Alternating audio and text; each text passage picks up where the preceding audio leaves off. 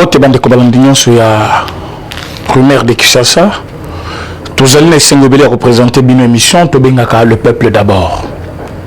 Lelo toye pona ko lakisa ba congolais. Oto lakaki bango la fois passée, to ebisa ki ba congolais que il y a un groupe de gens évant na kati armée na biso. Bazala jamais pour le Congo, bien qu'ils soient appelés congolais parce que bazali ko benga bango ba congolais, to ebité. Si c'est dans la logique actuelle de peur de mer, soit bazali ba congolais par naturalisation, tokoye ba yango lelo. À un moment donné, tout ça qui koye bisa ba congolais partout dans le monde que il y aura un jour où les dirigeants actuels vont déconnecter de la réalité sur le terrain, moyen de guider l'action à bango et kozalate. Vous verrez qu'actuellement, Batunion Sobazaki Kosala, n'importe quoi, na kati armée congolaise, bazali mena déconnecté, moyen baki malicieux ezate, moyen babatama ezalité, parce qu'on a eu quand même le contrôle sur eux.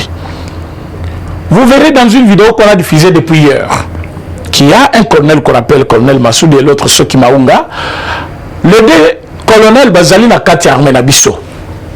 Ils travaillent dans une mission conjointe même. Bazali parmi bateau bazali kosala musala yako armée. Basoda bazali sur le terrain, na ba munitions, na ba armée, na ba tenue, mais eux-mêmes là, entre-temps bazali kozwa munitions, bazali kozwa tenue, bazali kozwa biloko nyonso ezali. Na avantage à FRDC, bazo pe sango camp adverse. Camp adverse, c'est-à-dire quoi? Les FDLR, force Moussouswana, et entre-temps, bazali ko travaille na biso. Plus bazali komata, ba ko informer déjà batouana. Tozali koya, toza à tel niveau. Voilà quand on vous disait qu'il y avait complicité. Il y avait eu infiltration. Et bien, mais le lot quand même, masque quoi, vous avez compris comment Bazali na katia buzoba, mais n'a pas bango moko. Parce que pour na bango, je n'ai pas encore vérifié la nationalité na bango réellement ce qui Bazali de peur de mer. Mais déjà Bazali ko travaille dans l'armée nationale, Bazali considéré comme congolais, mais na katia misala Bazali ko sala, moi d'office je les considère comme pour étant des étrangers.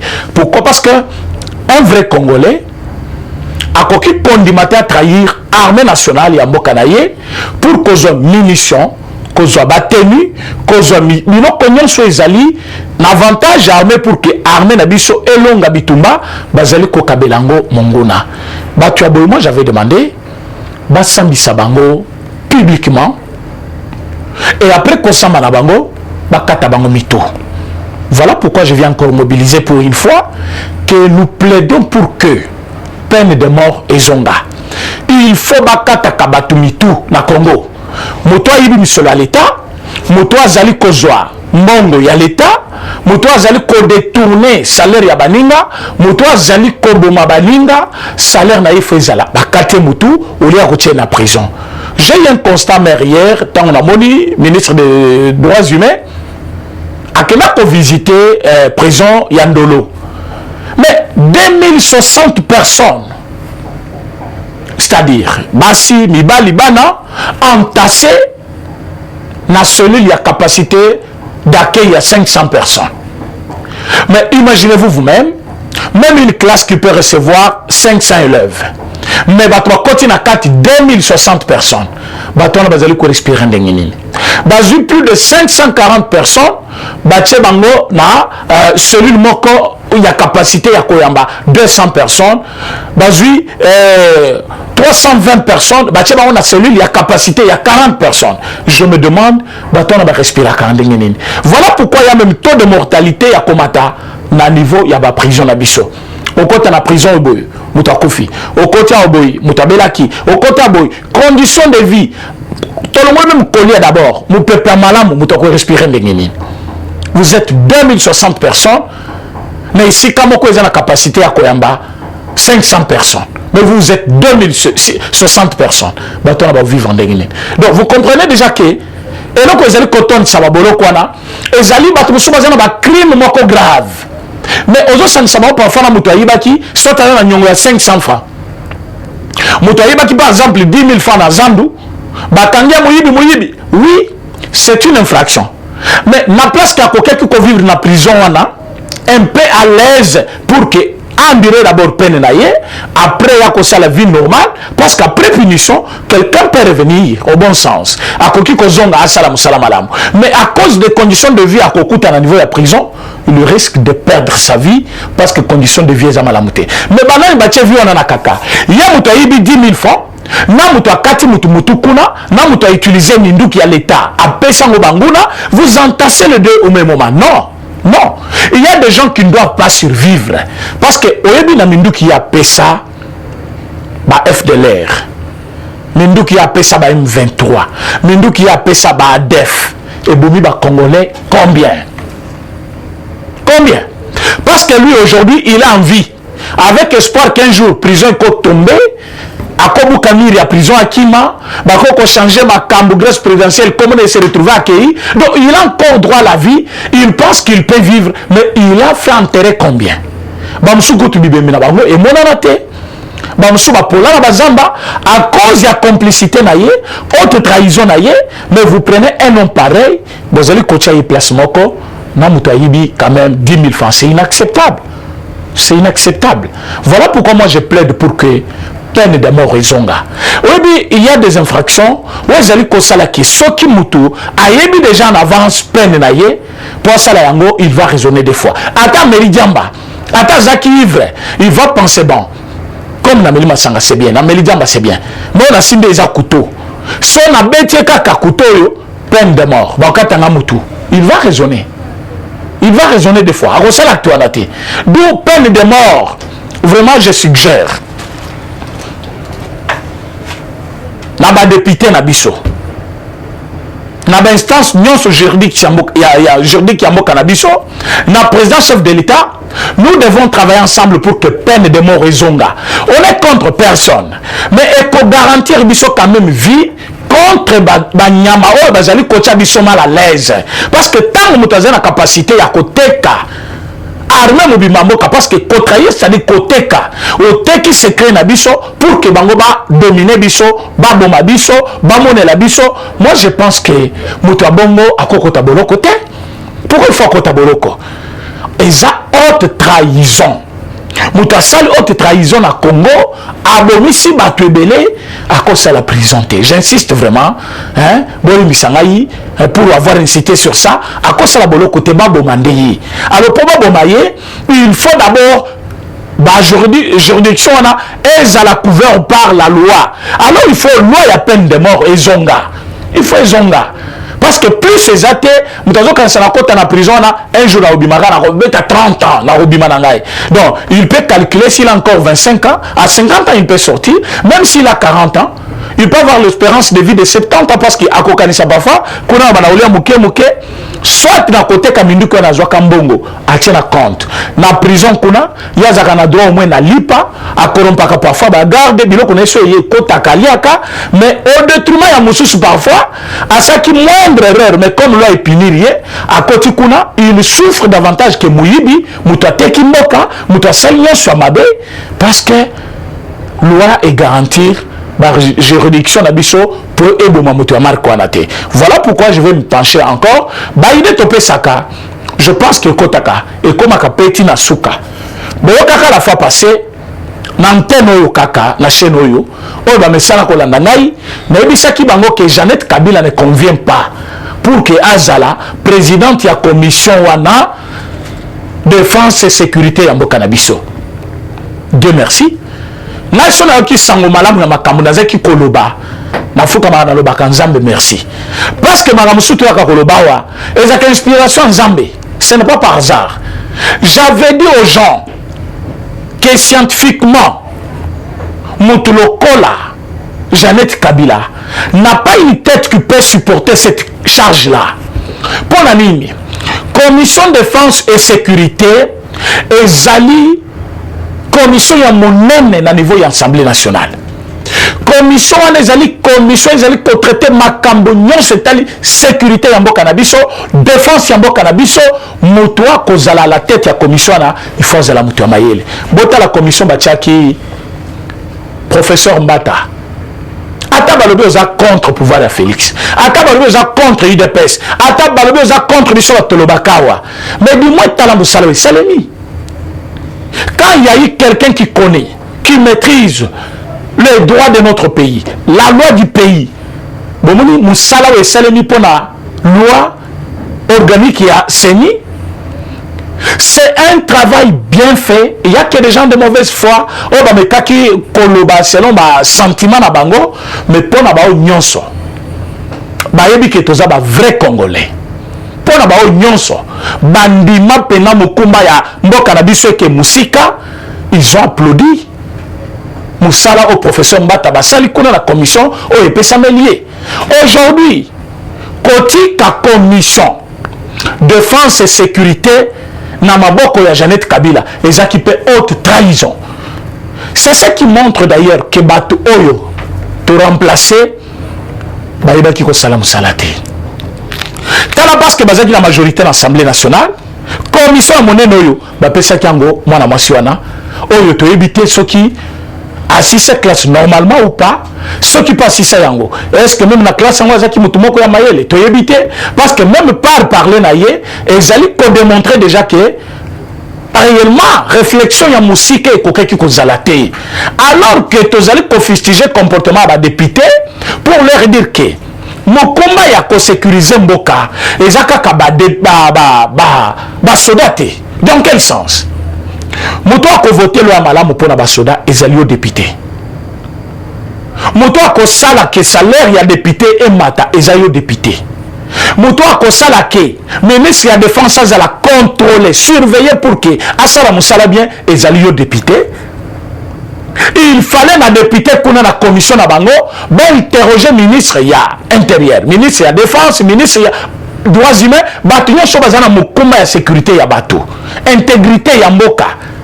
Même ba déjà d'entreprise publique, Assemblée nationale za mokuma monene, par quel moyen? Commission wana. Commission wana. Mate nazo ebisa ba parlementaire de boulelo bate ya yango yo. Ba yebisa batu mokumba ya mutu na mutu. Nini ozali kosa na parlement? Commission de traité kanine. Qu'est-ce que vous êtes capable de faire? La commission de défense et sécurité, c'est là où réside la sécurité du pays. Donc, bango, bakosa la stratégie, bako proposer ma proposition malamu ya loi, bako proposer ma kambutu ya malonga, au Assemblée nationale, il faut adopter bandi mayango pour que esalisa sécurité na biso, esalisa armée na biso, esalisa makamu na biso. Aujourd'hui, quand on m'annonce que non, balunguli Jeannette Kabila. Donc, il y a les na sali zakinin, Dieu merci, parce que Otolobaka, même Yonzambe à l'école yo kakayango, tala ke to komi na moment ya malam. C'est le moment de prendre de bonnes décisions. Nous sommes maintenant à l'âge de maturité. Notre pays est indépendant il y a longtemps. C'est le moment qu'il faut prendre de bonnes décisions pour faire avancer notre pays. Dans quel sens? Botala ke na niveau ya lelo. Armée Nabiso, basali opération makasi. Mais quand Mazali Kopé s'est communiqué, même moi j'ai été un peu blessé. Balobino, nous avons poursuivi les rebelles, mais na kolanda bango, zela, bakomi koboma batu. Mes chers amis, balobaka gérer c'est prévoir. Quand Bobino bokepo bo attaquer Munguna, il faut que comme biso to kenzela oyo, akobi melanzela tel. Mais côté bakobimela na pe bato bazali. Donc quand vous allez dans des zones à problème, sécurisez aussi des zones paisibles parce que batu ya mabe wana bakoza baseba yokeko que vous venez là. Bakoki me là-bas mboka ezali pembe, mais mboka wana jamais est connectable à problème ya mabe wana. Alors qu'est-ce qu'il faut faire? Vous commencez par sécuriser mboka wana où est paisible pour des zones à problème. Il y a toujours tendance que stango bokei kuna batu mabe bazaki kuna bazali kokimela na ba mboka wezaki paisible wana wezaki na ba problème là. Mais selon communiqué porte-parole Arma Pesilobi, c'est un bon travail qui a été fait. Mais il manquait l'anticipation quelque part. Pourquoi? Parce que tant que vous allez attaquer les rebelles, bango les armées. Il faut savoir sécuriser les autres citoyens paisibles na ba mboka mususu na ba zone ezaki na problème te. Bino boke na zone ezaki zone a problème, mais zone ezaki na problème te botiki yango sans sécurité, maintenant na koboma, la kobima wana bazali koboma plus de 50 personnes. Vous pensez qu'il y en a tête de ces tokozala content seulement toyoka que non, kimi ekoti, mais entre-temps va kimi ekota ba tu peux bazo kufebele entre-temps non. Il faut que pendant que nous cherchons cette paix là, on commence par anticiper les actions. Anticiper les actions, c'est faire quoi? Aujourd'hui, on va attaquer par exemple quartier Kaouka. Alors, Batia Kaouka Bako Kimawapi. Batia Kaouka Bako Kimela. Limité. Batia Kaouka Bako Kende côté ya Yolo. Batia Kaouka Bako Kende côté ya Nani. Limité Salomo. Donc, on doit calculer tout ça. Alors, que faire? T'entourer Bango. Pourvu que tu kanga bango, on va causer moyen à kokima mais base à l'armée. Pour ceux qui ont qui a madame mikumba tokoye baye, tout ça on doit prévoir. On est dans la technique la bino sécurité tu binde bo sale lango, mais c'est l'exemple que je donne pour dire c'est communiquer là et sali bien parce que tu es que armée nabiso et sali musala. Moi je suis de ceux qui pensent que nous avons une armée très forte de l'Afrique, une armée très efficace pour la Colonga yango parfois beaucoup de formation à 20 ans mais armée na biso ce que exactement batumabe na kati il y avait des gens infiltrés oyo bazaki kopé sa information exemple colonel Mokoyeyo azali kosala ba PCP mission ya monene zoka tango ya zoka bola ba munition tango zoka bola ba teni entre temps azali kokota na likopera banguna pour que trahir l'armée Nabiso. Alors, nous allons trahir l'armée. C'est pour cela que je demandais peine de mort. Et zonga. Pour que le modèle wana va vivre librement.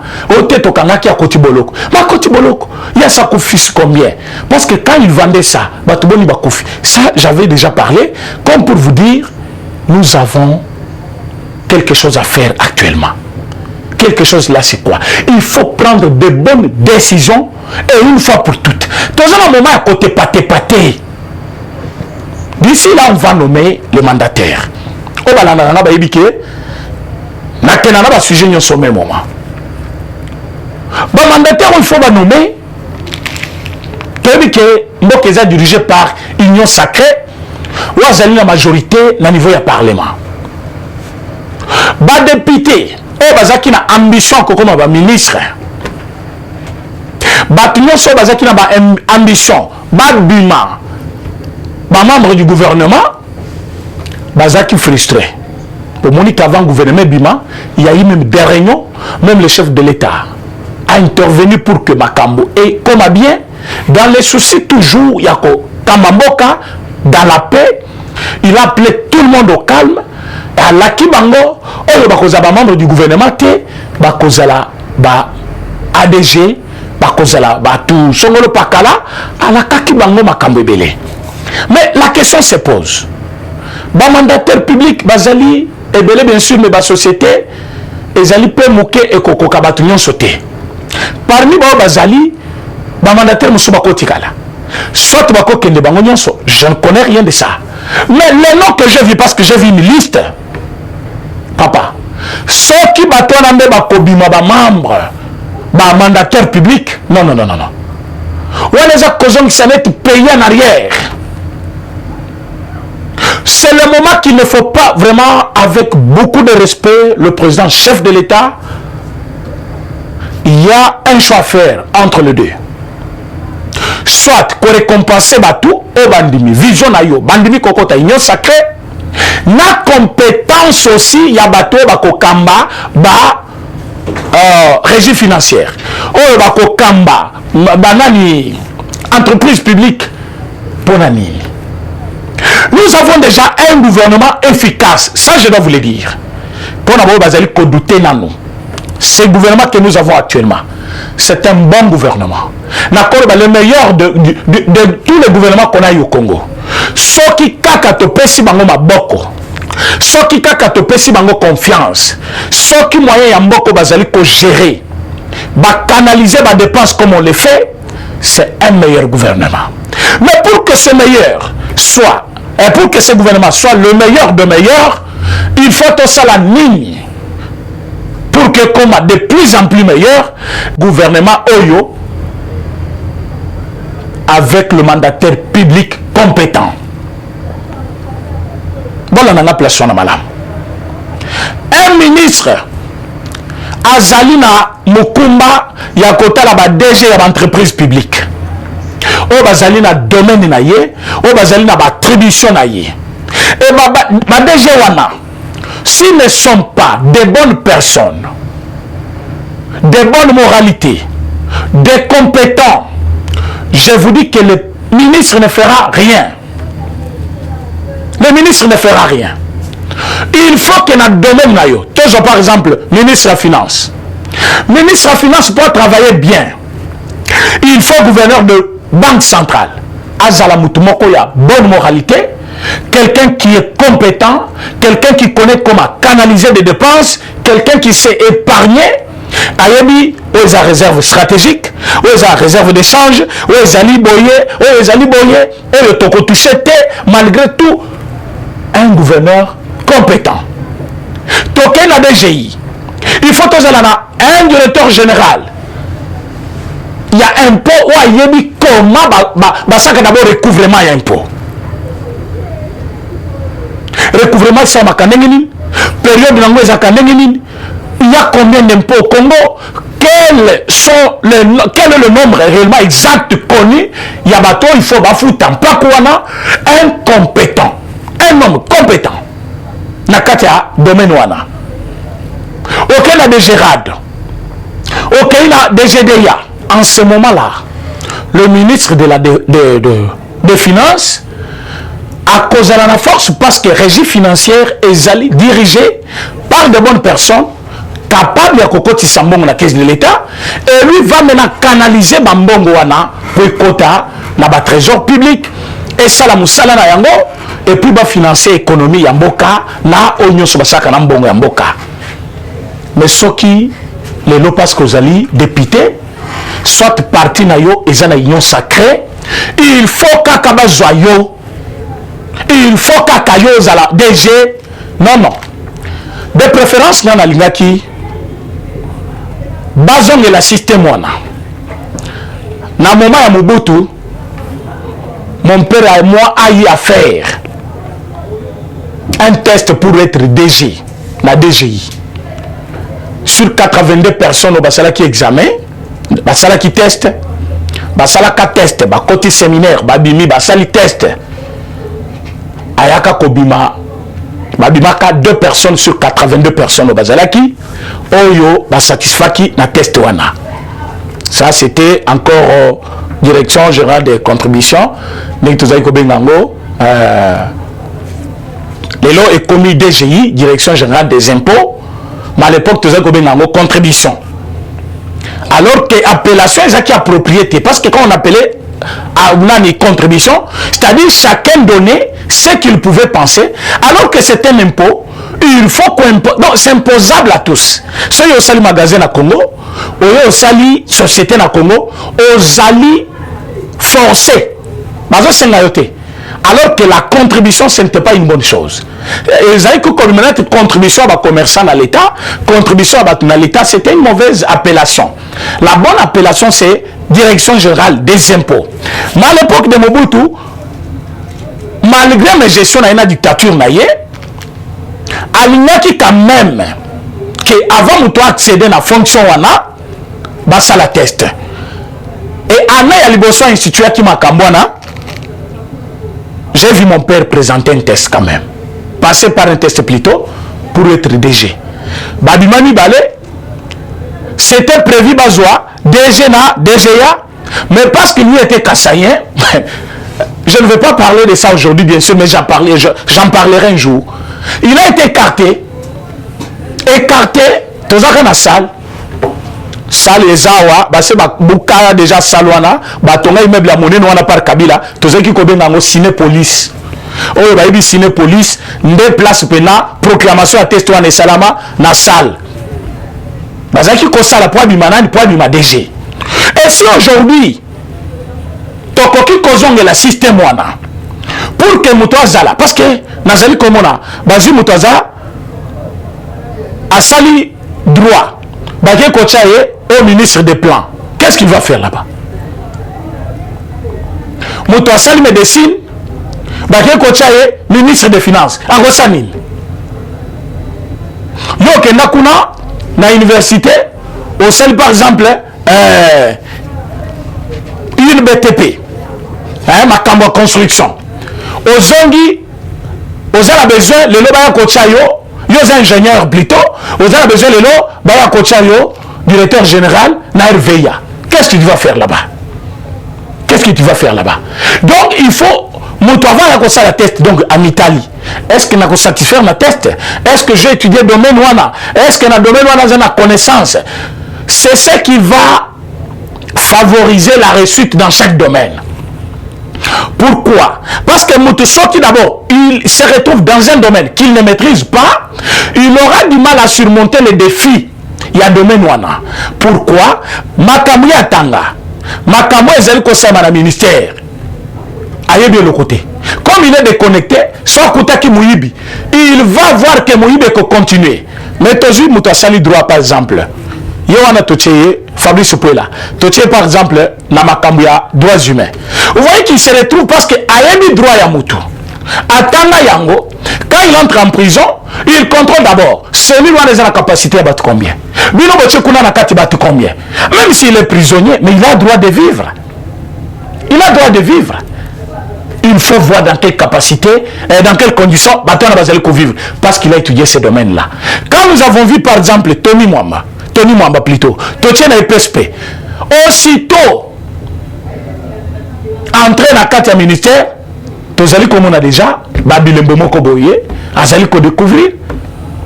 Moyimbo akeko kota wana enseignement supérieur. Ba diplôme kakao ya ko livrer ba tala ba diplôme à côté na kati. Non signé par les ministres. Mais quel travail ils font dans les bureaux quand vous allez? Le ministre est occupé. Il est occupé avec quoi? Afin des autres à la télévision. Bon, on a qui on se soba, on a qui na moment il y a gouvernement Matata, un vice-ministre qui faisait des bêtises dans le bureau naïe, virtuellement dans moi si naïe.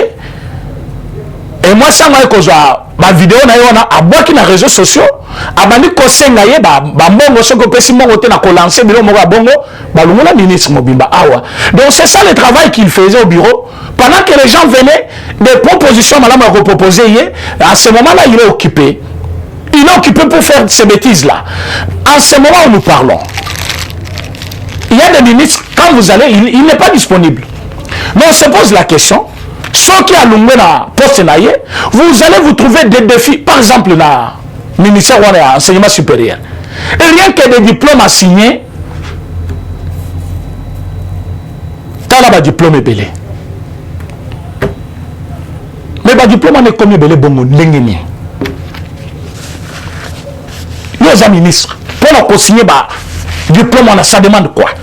Si on signe un hôtel à Maboko, avec la nouvelle technologie aujourd'hui, il y a moyen que ça là, signature na la cachette, la banane tout soit insérant déjà la machine pendant la période où tu es ministre, ce que l'on va remplacer à Moutoumoussous, le diplôme vient soit que la signer et en ce moment-là, pour faciliter votre domaine. Donc, ce que je voulais dire est que dans chaque domaine ici, nous avons un technicien du domaine. C'est plus facile et rentable que tant bozo emprunter mutu ou azali mutu domaine wana te botche na domaine wana. C'est une porte de temps. Donc, ils ont botche ministre kaka kombo ministre et tawa nezoleka. Ça c'est un conseil que je donne aux députés. Vous avez été le député pendant ce petit temps au bofandi na kati hémicycle, vous maîtrisez mieux au roi Junion Soya Assemblée nationale. Restez là-bas. Faites votre travail. Je pense que dans ce peu de temps, au Bosselikuna, vous maîtrisez déjà la loi. Comment va diriger l'Assemblée nationale, la plénière et les kakalengenin, droit nabino et zandengenin. Plus vous allez demeurer jusqu'à la fin du mandat nabino, vous allez être bon législateur. Mieux vos côtés kala, kuna, pour que bat mususo ba libanda, ba kota pena ba domaine mususoan. Il n'est pas interdit que député vous a nommé DGT. Bako nommé le PDG. Mais nous voulons que Bato Bazapé Libanda Bakota. Mais ce n'est pas pour cela. On va utiliser cela comme raison, bien sûr, mais nous voulons que Mouton Kokota Domenouana, bien qu'il soit député, ou quelqu'un qui n'est pas député, Azala, un homme compétent. Vraiment, président Félix Tshisekedi, ceux qui ont respecté l'Okoana. Parce que maintenant, vous allez le seul titulaire. Signature est à la beaucoup na yo. La négociation, la concession est à la cas.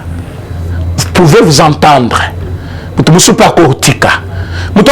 Oui, nous sommes dans l'union sacrée. Mais pour son ébongi peut n'abisoter, tiens, nous sommes compétents. Ceux qui m'ont dit que ça la terre, biloko ya bongo ko cédé. Ceux qui m'ont dit que commune ou la terre pour bâtir place à l'intérêt national ou public. Prenez des décisions. Choisissez les hommes forts de votre choix. Vous êtes capables de relever les défis. Parce qu'après tout, le bilan ne sera jamais un bilan de l'union sacrée, ça sera un bilan de président Félix. C'est un bilan de président Félix. Dans les locaux salis, dans les décisions, il y a état de siège. Tout le monde est content. Aujourd'hui, à l'Est de la République, qui n'est côté, personne n'en parle. Hein. Peut-être qu'à la télévision, il y a des bosso, il y a des belé. Mais si on est comme Koloba, pourquoi tu fais des fatang, des belles bazo kima? Bon anticiper yango. Nous venons avec la matière. Et ça pour la quarme bangote pour le belabiso, mais parce que nous voulons que les choses soient bien faites et très bien faites. Mais bango, ils n'ont plus à dire. Au moins il fallait comment se faire vacciner. Donc il a compris qu'ici il n'y a plus rien. Parce qu'il va revendiquer quoi? Qu'il y a Ezali Kokota, Mok Ezali Kotongama, Banzele Ezali Kosalema, Réli qui a Nani.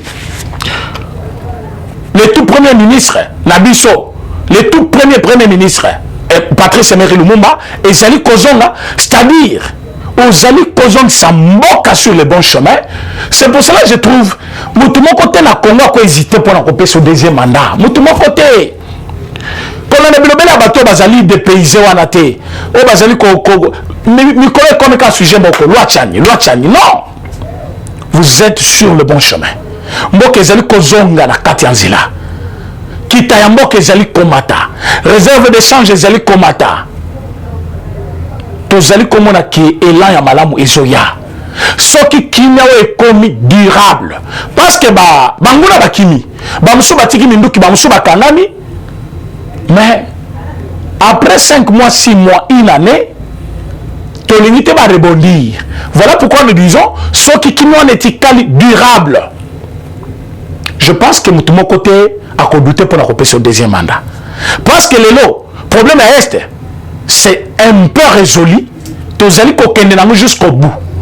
Sur le domaine des finances, au moins on commence maintenant à canaliser la dépense. Je pense que mot est changé. Pour Moyibi, ils allaient diminuer. Pour Moutinho Sahibi, qui sont Naïbi,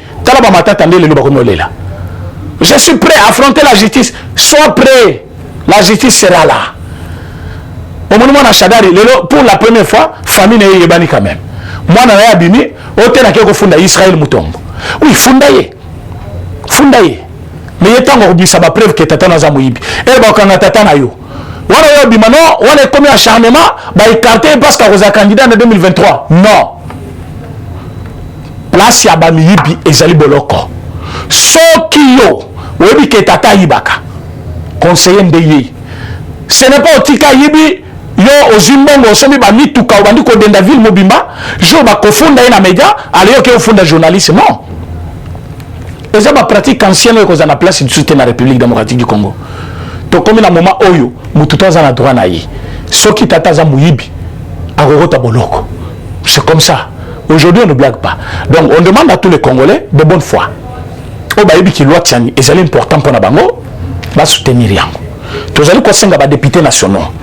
Donc on n'excède jamais une émission sans parler de cette loi. Bakota na muzinde ya loi. Bakota na constitution na biso. Bakomona te même pour le 2 présidents. Balobi bien. Les présidents de 2 chambres doivent être des Congolais d'origine. Bamusu balobi mais ceux qui les a déjà et le bamikuna. Pourquoi tu en veux ajouter? Boye bakewana tam balobi. Ils doivent être des Congolais d'origine il n'y a pas eu trop de précision. Il y a des autres qui disent papa Nangaza originaire du Congo, donc moi je suis congolais.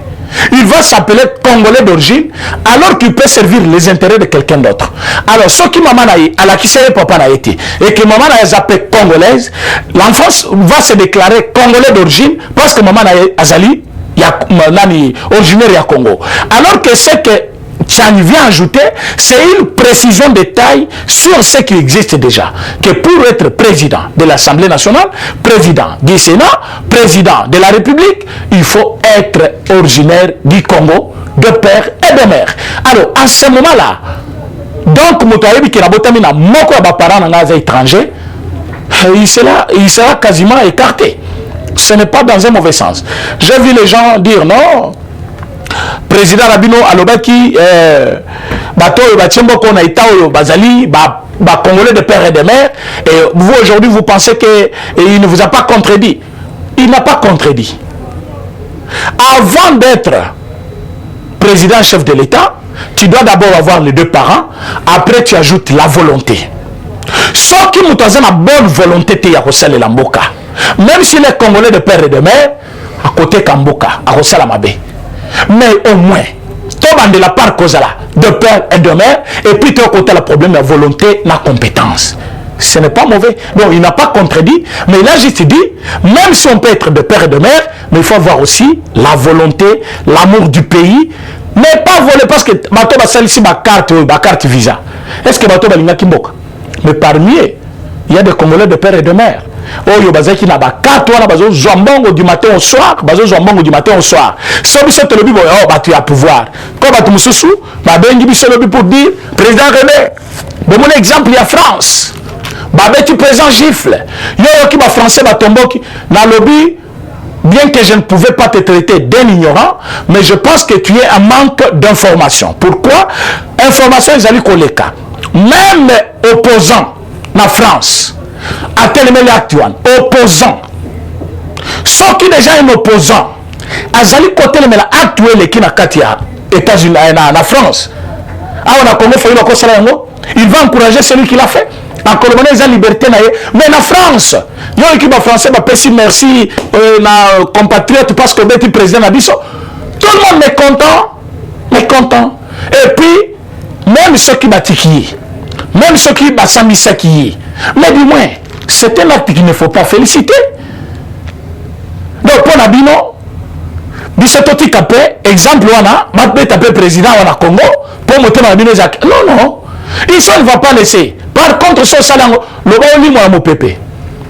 On dirait que tu vas s'inspirer Nango. Comme on a dit que tu as un président et belé, bah, il y a peu, on va être gifle. Au Kodaye le même jour. Ah, on a Congo comme Kangoté. Parce que même en France, Marine Le Pen a le but bien, Azaraki clair. A le but, je suis la principale opposante. Il y a Macron. Mais je ne peux pas admettre. Il est président de la République. Mais à conteste à Kaye, Azaka opposant à Yé. Mais à lobby, il est président de la République. Je ne peux pas admettre ça. Ce sont des pratiques à condamner. Mais à ceux qui faillent là, qui va gifler le président Félix. Voilà, il n'y a pas d'effet. D'ailleurs, à quoi ben la mouton a récompensé. À quoi ben même cette fois-ci, ils ont moundouk. Parce que amour est athée. Mais en France, les gens ont condamné. Ne s'inspirez pas de cet exemple-là. Et si vous êtes en France, vous et les gens s'encouragent, ils disent, voilà l'exemple de la démocratie. Quelle démocratie? Donc la démocratie pour vous, c'est quand quelqu'un gifle un président. C'est ça la démocratie.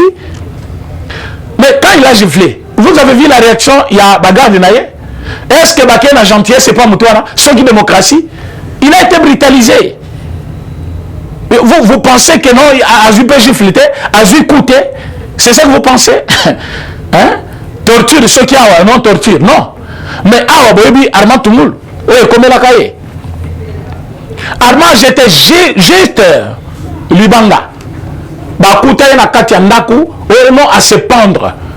Est-ce qu'on veut se pendre na kati ya cachot? Non.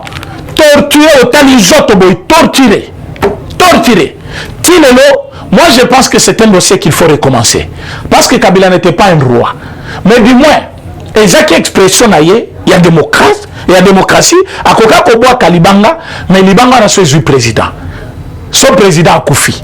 Ils qui m'avait. Mais dossier n'a pas été parce qu'il fallait que Bayeba a Koufa dans ces circonstances. Ça, moi, je voulais que ça soit fait, mais était qu'à la Kosa les maté.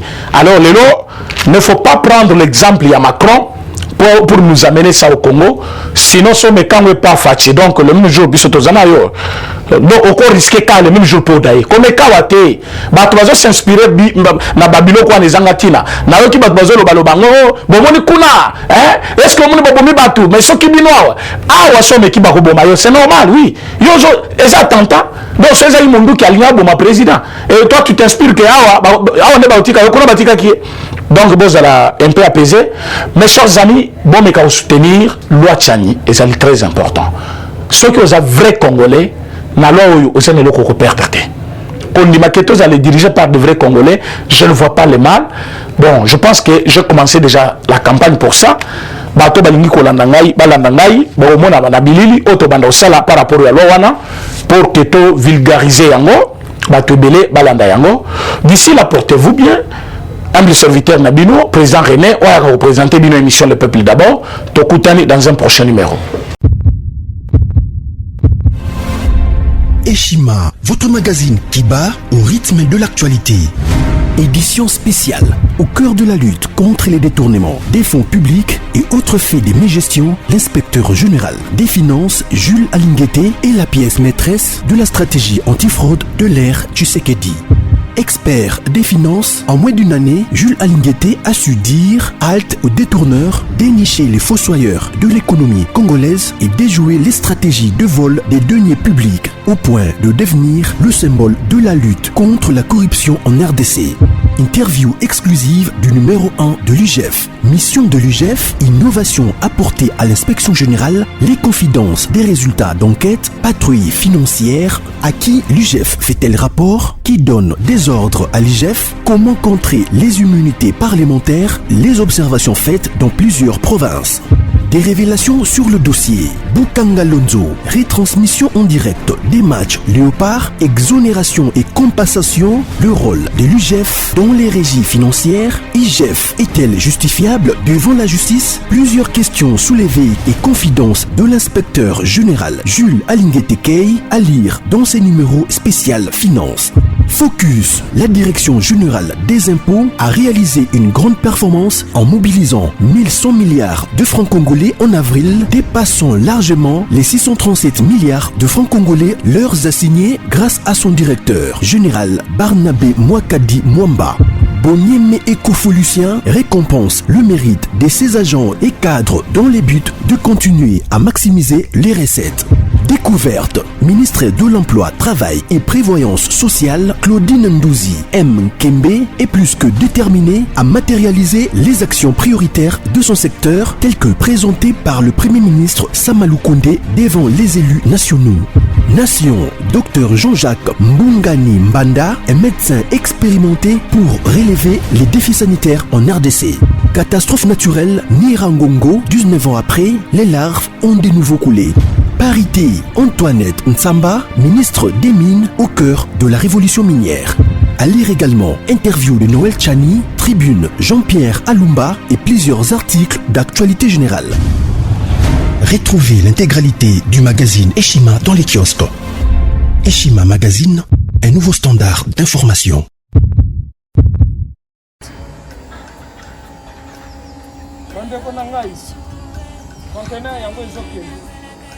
Le 26 mai, les conteneurs. Conteneur chaque mois. Donc, next ekozala le 26 mai. Olingo tinda velo. Mutuka, lise aussi au kangi. Biloko tout, pour même à biso.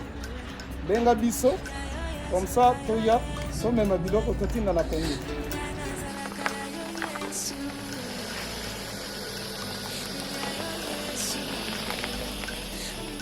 Bandeko kari yango oyo touti kozongo ezokende Kinshasa. Ozana mutuka pesa biso ezokende. Merci. Le 26 mai, mosusu okwende. Il y a 2021 otozana ngo. Donc tosala ka chaque mois.